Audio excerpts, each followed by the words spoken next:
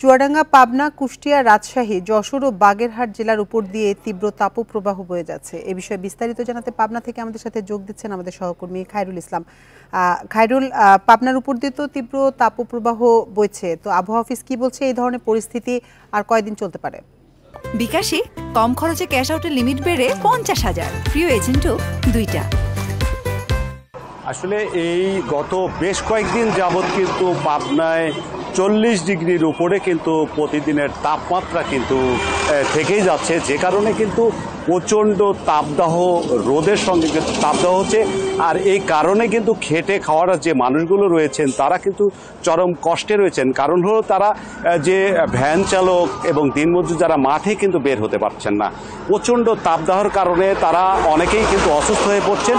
আর এই বিষয়গুলো নিয়ে আমরা আসলে আবহাওয়া অফিসের সঙ্গে কথা বলেছিলাম। তারা বলছেন যে আরও 2-1 দিন এমন অবস্থা হতে পারে, তবে 2 দিন পরে কিছু বৃষ্টির সম্ভাবনা রয়েছে। তারপরেও বৃষ্টি হলেও তাপমাত্রা এই 40-39 ডিগ্রির মধ্যেই তাপমাত্রা উঠানামা করবে, এমনটি কিন্তু আমাদেরকে জানিয়েছেন। তবে আপনাকে বলে রাখি, আজকে কিন্তু আমি বেশ কয়েকটি মাঠ ঘুরে দেখতে পেয়েছি যে বেশ কিছুদিন যাবৎ পাবনার বিভিন্ন উপজেলায় বৃষ্টি না হওয়ার কারণে কিন্তু যে ধান রয়েছে, বিভিন্ন ফসল রয়েছে, এগুলো কিন্তু পানি না থাকার কারণে কিন্তু অনেক ফসলের মাঠ কিন্তু রোদে পুড়ে যাচ্ছে এবং মরে যাচ্ছে, যে কারণে কিন্তু কৃষকরা কিন্তু উদ্বিগ্ন হয়ে পড়েছে। এই ছিল আসলে আমার কাছে পাবনার।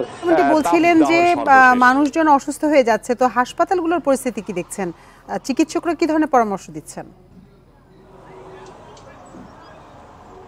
আসলে এই বিষয়গুলো নিয়ে আমরা আসলে পাবনার সিভিল সার্জনের সঙ্গে কথা বলেছিলাম। তারা বলছে যে এই তাপদাহের কারণে কিন্তু তারা ঘরের বাইরেই শিশু এবং বয়োবৃদ্ধদের কিন্তু বাইরে হতে তারা নিষেধ করেছেন।